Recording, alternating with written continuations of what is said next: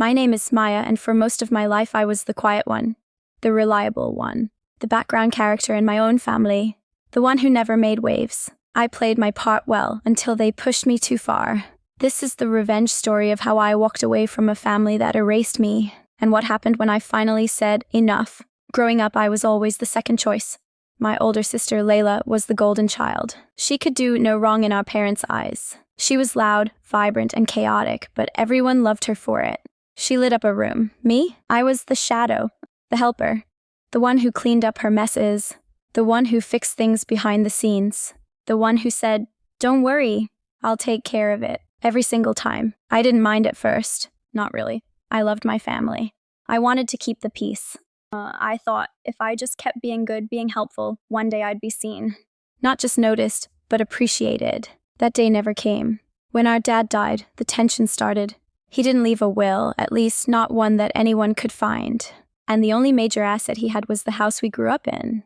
A beautiful home, full of memories, but also a house with a mortgage still left on it. Now here's the thing, a few years before our dad passed, he refinanced the house. His credit wasn't great, and he asked me, his responsible daughter, to co-sign. I agreed, because that's what I always did. I helped. I didn't ask questions. I didn't say no. So legally, my name was on that mortgage. Not Layla's, not even our mom's, mine. After the funeral, I sat at the dining table with my mother, Layla, and a few extended relatives. And that's when they told me, no, informed me that Layla would be keeping the house. She needs it more, they said. You're stable. You have a job. You have your own apartment. Layla is just getting back on her feet. They said it like it was nothing, like handing over the family home to my sister. And leaving me with the mortgage was completely normal, reasonable, fair. I was stunned. I asked, so, what happens with the payments? My mother's eyes flicked away. Layla avoided eye contact. Someone mumbled, "You're the one on the paperwork, just until she can take it over. You make enough, right?" I couldn't speak. I physically couldn't form the words to say no, because deep down, I knew if I pushed back, they'd call me selfish, ungrateful, cold. So I let them do it. I let Layla move in. I kept making the payments, month after month. At first, I told myself it was temporary. Just a few months until Layla got her finances in order. But the months turned into a year, then into 2. She never once contributed, never offered, never said thank you. Instead, she remodeled, posted house tours on Instagram, had parties, bragged about finally having a place of her own. I was bleeding money every month, cutting back on my own life so she could live for free. Still, I stayed silent until the night. I came by unexpectedly to drop off a piece of mail that had been sent to the house. I let myself in using my key, and I overheard her talking on the phone in the kitchen. She laughed and said, "Oh, Maya, she's just a doormat. Always has been." Honestly, I don't even think she realizes she's still paying the mortgage. I swear she'd probably keep doing it even if I kicked her out. That broke something in me. Something snapped.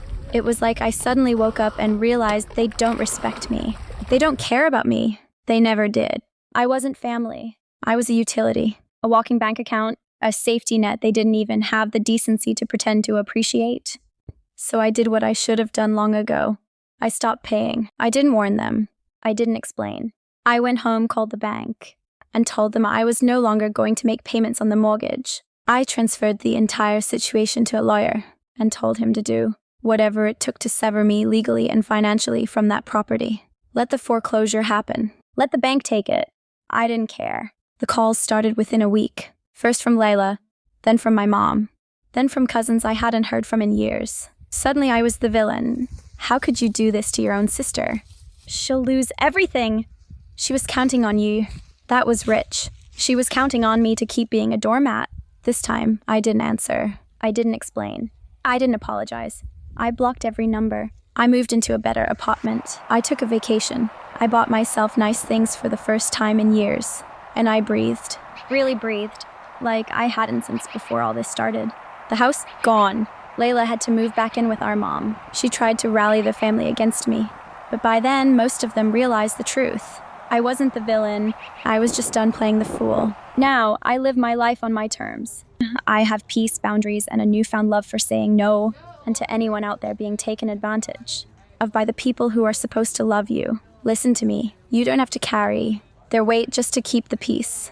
If they only value you for what you give them, you don't owe them anything. So, would you have done the same? If this story hits close to home, subscribe to my YouTube channel and like this video, because this isn't just a revenge story. It's a reminder that the quiet ones aren't weak.